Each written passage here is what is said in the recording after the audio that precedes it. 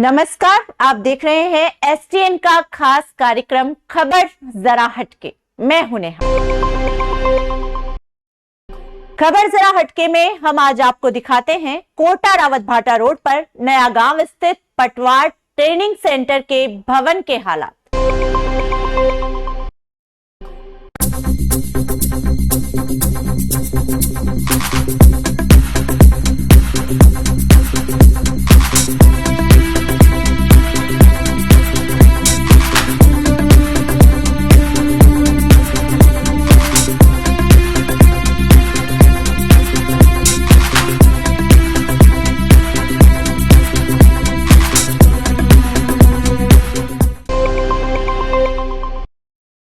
नमस्कार, मैं हूं संजय दत्ता। आप देख रहे हैं एसटीएन का विशेष कार्यक्रम खबर जरा हटके, और इसमें हम वो खबर दिखाते हैं जो आप लोगों के लिए भी जानना जरूरी है। व्यवस्थाएं क्या है, क्या आलम है। तो इस वक्त हम खड़े हैं रावत भाटा रोड पर स्थित पटवार ट्रेनिंग सेंटर। आपको ये दिखाओ कि ये जो बिल्डिंग दिख रही है, किसी वक्त पर ज़्यादा टाइम नहीं हुआ, तकरीबन 25 वर्ष पहले ये यहाँ पर पटवार ट्रेनिंग सेंटर शिफ्ट किया गया, और उसके बाद यहाँ पर ये जो आपको टूटे हुए कांच, खिड़कियाँ, ये झाड़ियाँ ये दिख रही है, ये वो इन चीज़ों का हिस्सा है कि इसको देखभाल नहीं की गई।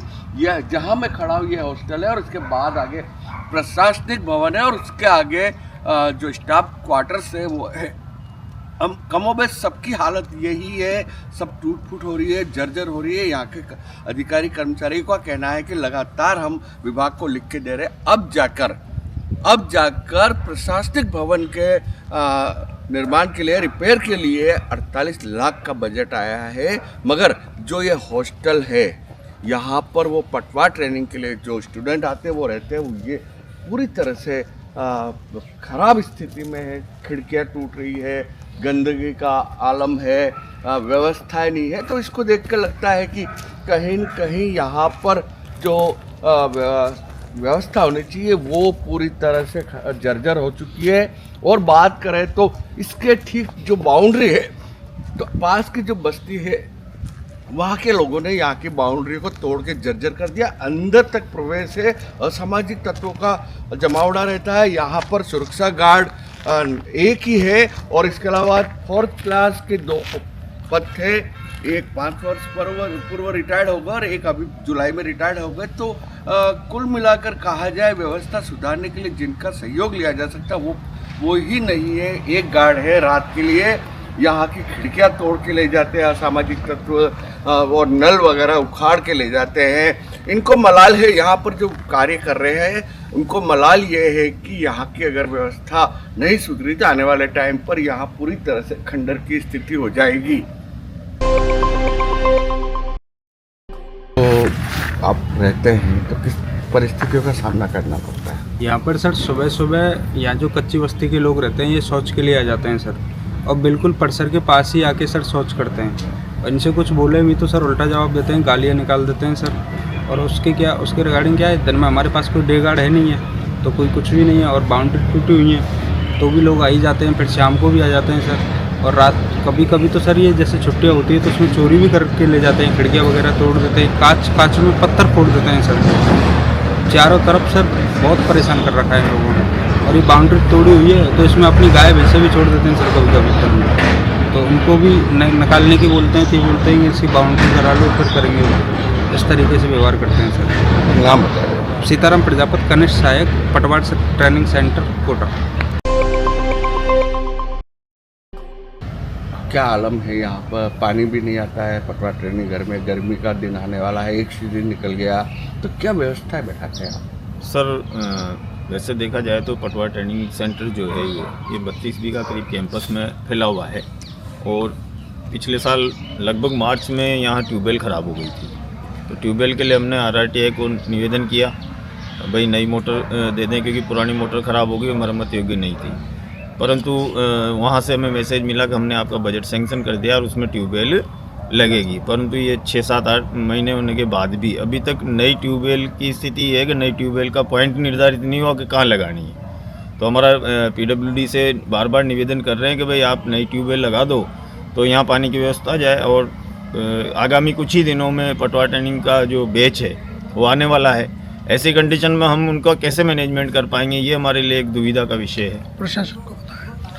प्रशासनिक भवन में फर्नीचर की क्या स्थिति है? प्रशासनिक भवन में स्टाफ के लिए पर्याप्त फर्नीचर है और स्टूडेंट की जो ट्रेनिंग के लिए वो भी पर्याप्त टेबल कुर्सी है, उसमें कोई दिक्कत नहीं। परंतु भवन पिछले 5-7 साल से लगातार इसकी जो छत थी डैमेज हो रही थी, तो उससे जो पानी चूता था, बिल्कुल ऐसा एक भी रूम ऐसा नहीं था जहाँ पे पानी मतलब नहीं चोता था। इस वजह से इसका एस्टीमेट बनवा के पीडब्ल्यूडी से भिजवाया था और काफ़ी प्रयासों के बाद सरकार ने पैसा दिया है और अभी उसकी मरम्मत का कार्य चल रहा है। सफाई कर्मी और चतुर्थ श्रेणी कर्मी, हाँ सर। गार्ड, इनकी क्या? सर हमारे पटवा ट्रेनिंग सेंटर में 2 चतुर्श्रेणी कर्मचारियों के पद सैंक्शन है। एक चतुर्श्रेणी कर्मचारी विगत 5 साल पहले ही रिटायरमेंट हो चुके हैं और एक अभी 31 जुलाई को रिटायर्ड हो गए हैं। बार बार RITI से निवेदन किया जा रहा है पत्र के माध्यम से कि भाई यहाँ पर चतुर्श्रेणी कर्मचारी का जो पद है वो भर दिया जाए, या फिर कोई अल्टरनेट व्यवस्था जैसे होम गार्ड या संविदा कर्मी उसकी नियुक्ति के आदेश प्रदान करें। तो जुलाई से लेकर अब तक इस तरह की कोई व्यवस्था हमारे पास नहीं है, तो बिना चतुर्श्रेणी कर्मचारी के सारे दरवाजे खिड़कियाँ हमें खुद को ही खोलना पड़ता है। सुरक्षा गार्ड की क्या? सुरक्षा गार्ड पे एक नाइट का गार्ड लगा हुआ है। अब संडे सैटरडे में जब ये अवकाश रहता है या सार्वजनिक अवकाश में अवकाश रहता है तो बड़ा परिसर है और पास में कच्ची बस्ती, तो वहाँ से लोग अनावश्यक यहाँ आके और अनावश्यक नुकसान कर जाते हैं। काफ़ी बार दीवारें टूटी हुई है, दीवारें तो अभी मरम्मत में शामिल है, वो हो जाएगी। परंतु लोग कच्ची बस्ती के जो लोग हैं अब वहाँ से कोई इस तरह के न्यूसेंस पैदा करके, और यहाँ से काफ़ी चोरियाँ हो चुकी है, हमने कई बार FIR भी दर्ज कराई है, परंतु उसका कोई सॉल्यूशन नहीं हो रहा। तो एक निवेदन ये भी है कि भाई दिन का भी गार्ड अगर हमें उपलब्ध हो जाए तो ये सुरक्षा की दृष्टि से थोड़ा सा जो ये बिल्डिंग है ये ठीक हो सकती है। नाम बता दो। धनराज कुमार, भू अभिलेख निरीक्षक, पटवा ट्रेनिंग सेंटर, कोटा।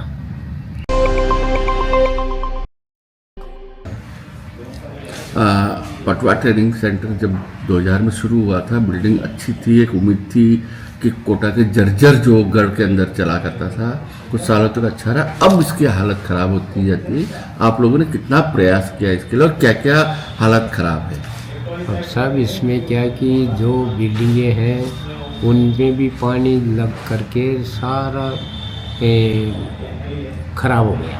अब इसके लिए क्या कुछ बजट आया है, उस बजट में इसकी रिपेयरिंग करवाएं और टी वगैरह चल रही है।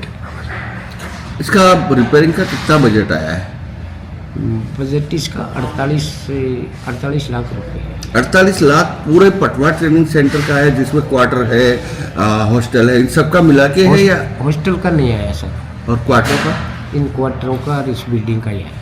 तो क्वार्टर की दशा जो बहुत ज़्यादा गंभीर है, 48 लाख आप पर्याप्त मानते हैं? अब पर्याप्त है, पर अभी तो क्या है कि इसमें इस बिल्डिंग का ही हो रहा है। अभी कितना होता है कितना नहीं होता, अभी तो बिल वगैरह बनाए नहीं ठेकेदारों ने, काम चालू। अच्छा, बीच में एक बार और रिपेयर हुआ था, उसके बावजूद भी पानी गिरने की शिकायत दूर नहीं हुई थी। वो क्या है कि ऊपर से छत टूट गई थी ना, तो क्या क्या निर्माण होगा, तो रिपेयरिंग क्या क्या किया जा रहा है? इसमें ऊपर की छत पे ऑफ थी, उस पे सरे निकल गए थे, तो उन पे वापस से ये रोड़ी वगैरह डाल करके सीमेंट डाल करके किया है। कितने स्टाफ है यहाँ? यहाँ 15 का स्टाफ है जी सर। अच्छा, इसके अलावा बारिश के दिनों में क्या समस्या आती है? बारिश के दिनों में तो सब समस्या पानी टपकने की और पानी टपकने की थी, जो अब किया है रिपेयरिंग इन्होंने। अच्छा सर, यहाँ पर स्टाफ क्वार्टर बने हुए हैं, कितने क्वार्टर बने हुए हैं? कितने क्वार्टर हैं यहाँ? 4 और 4 8 क्वार्टर।